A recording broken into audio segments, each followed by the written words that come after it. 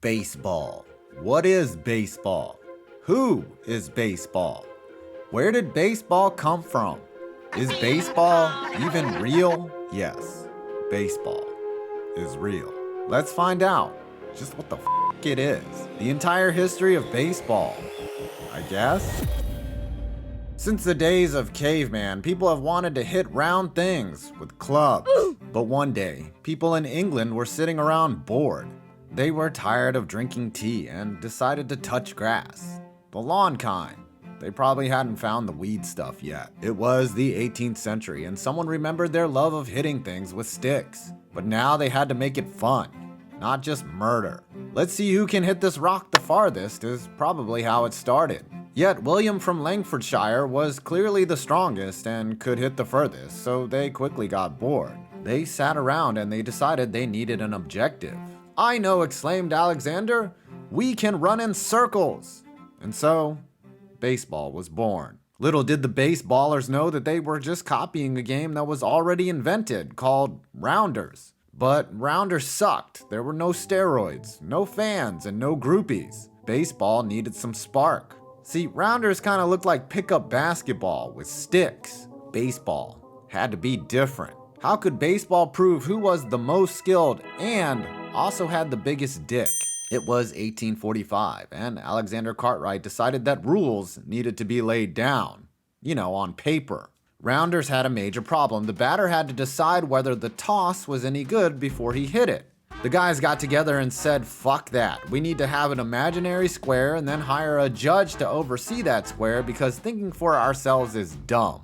And so, the strike zone was born.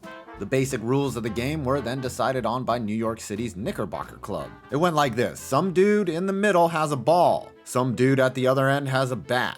The one guy hits it. If they catch it in the air, it's an out. If he hits it on the ground, if they can't throw it before he gets to a base, he is safe. If the batter has 2 strikes and he swings and misses but the catcher drops it, he can run to first, but if the catcher gets the ball and then throws it to first before the runner gets there, then he's out. If there's a pop-up on the infield but there's a runner on first, trust me, real simple stuff. Baseball took off, as the other options at the time were drinking yourself into a coma, intense Bible study, a septic infection, or playing the stick game. Before long, the sport was being dubbed the national pastime. Again, the options were either baseball or dysentery. The rules were evolving. Some genius suggested instead of their bare hands, let's use gloves to catch the ball. Except back then, everyone's hands were giant and fat, so they had to cover them in giant leather fat hand mitts. Things were going great for baseball until the Civil War happened.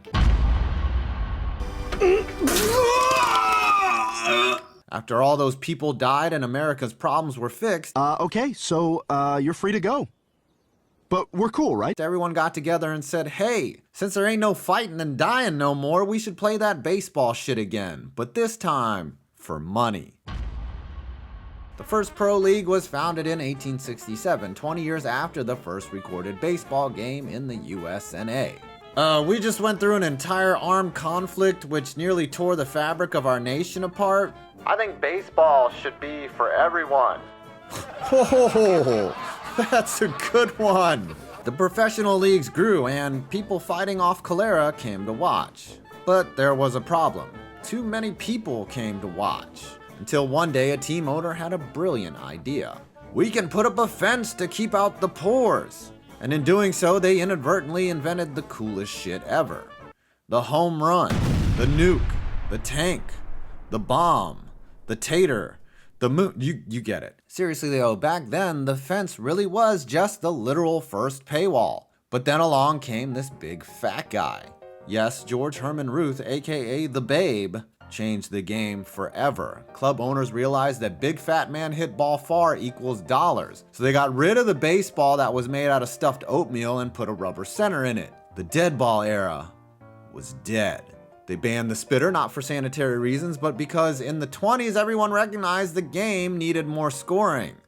And so, modern baseball was born. Wow, baseball is amazing. That fat guy is making us a lot of money. I think baseball should be for everyone. It is 1930. The Civil War ended. Eventually, baseball was for everyone, sort of. Instead of waiting for the major leagues to integrate, the Negro Leagues were formed. And they played amazing baseball, and their league grew. Little did they know that what would spark integration would be because of some German guy with a funny mustache, who was decidedly not a baseball fan.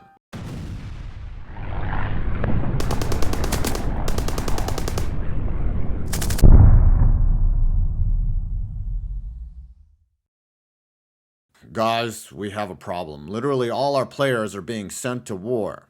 I think baseball should be for everyone. Fine then, fuck you, I'll do it anyways. And so Branch Rickey had a noble and brilliant idea. Place the entire burden and pressure of integrating the league and breaking baseball's color barrier squarely on one man's shoulders. And that man was Jackie Robinson. Jackie paved the way for others amidst unbelievable discrimination. He never retaliated. He never said a word back. He proved everyone wrong. And then some. Slowly but surely, integration happened, and the new era of baseball began. Now that that whole racism problem was solved in America, baseball could move on to better things. Stadiums got bigger and nicer. The MLB was the king of the USNA, a professional league making lots of money. Baseball players were household names: Mantle, DiMaggio, Robinson, Duke Snider. Despite having a stacked roster, the Brooklyn Dodgers could never beat the Yankees. Until they did. And they celebrated that win a year later by moving to California along with their crosstown rivals, the New York Giants. Those other Giants. All of a sudden there was no National League team in New York until... Hey guys, we need a team in New York. Let's decide this. Hear me out. We give the fans flashes of hope combined with agonizing, prolonged, devastating heartbreak along the way. We shall call them the Lull Mets. Opening day, and here's the first pitch, and the season's over. Baseball in the 60s saw major expansion throughout the country. East, west, south, north. Wherever there was plenty of people and sunshine, they would put a team. Hell, you didn't even need that. In 1968, the first indoor stadium was built in Houston. And then shit kinda got fucked.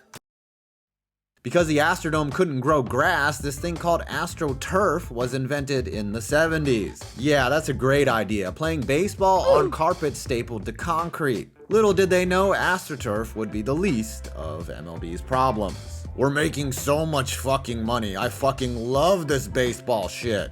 Hey guys, I think baseball players should be able to work wherever they want.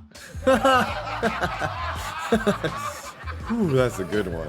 No, seriously, I'll fucking sue you assholes and we'll see what's up. It's the 70s. And so Curt Flood sued and won his right to play wherever he wanted, and this new idea that an athlete could get compensated for what he's worth arose. Some owners cried foul, but teams like the Yankees fell in love with the idea that you could just spend a fuck ton of money and win a championship. Oh wait, hasn't that been what they were doing all along? The players loved free agency, and with their increased compensation, they built the most powerful union the world has ever seen. Surely this would not create a problem at all.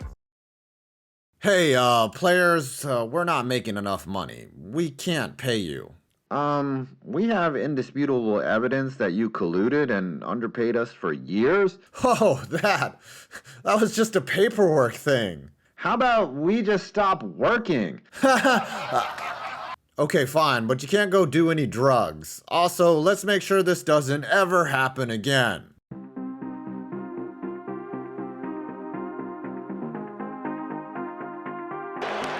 Little roller up along first, behind the bag. High fly ball into right field. She is gone. I don't believe what I just saw. Second base, so the Oakland A's take. I'll tell you what, we're having an earth.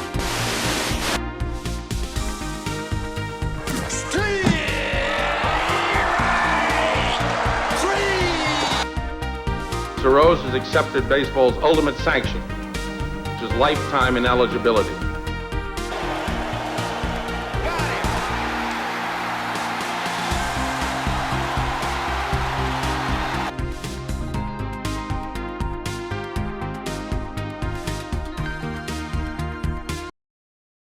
Guys, we really are losing money. You said that the last time, and we don't care. No, seriously, we're losing money. This NFL thing is taking over. All you guys do is stand around and grab your own balls. Well, the fuck if you're giving us less money? Well, the fuck if we're paying you more? Hey guys, did you know the Montreal Expos are the best team in baseball this year? Let's cancel the World Series.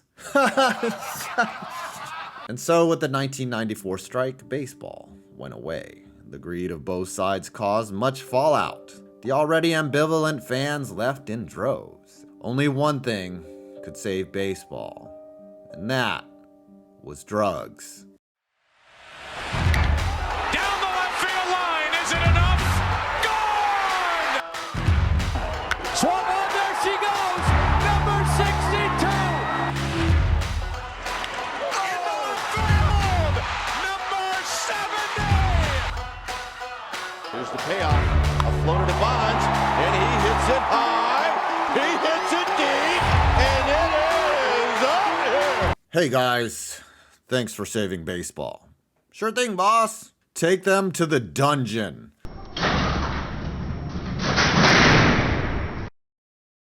Okay, now that we're done with that, let's talk salary cap.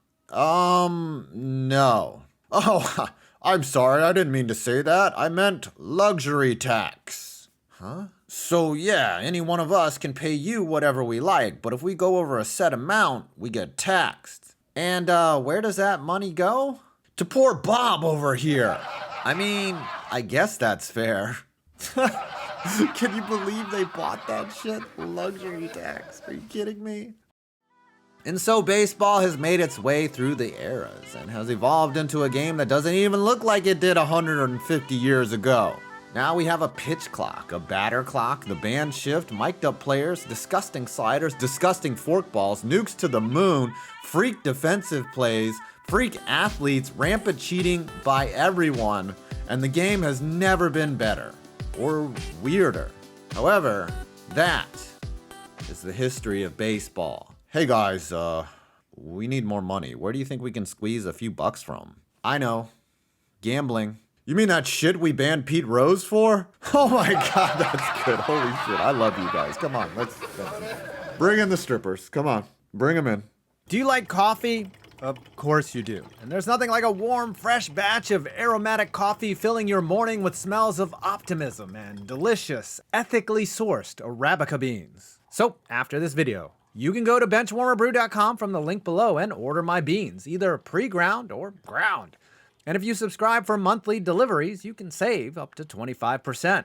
Benchwarmer Brew, the 5 Points Blend, the most cheatingest brand of coffee ever.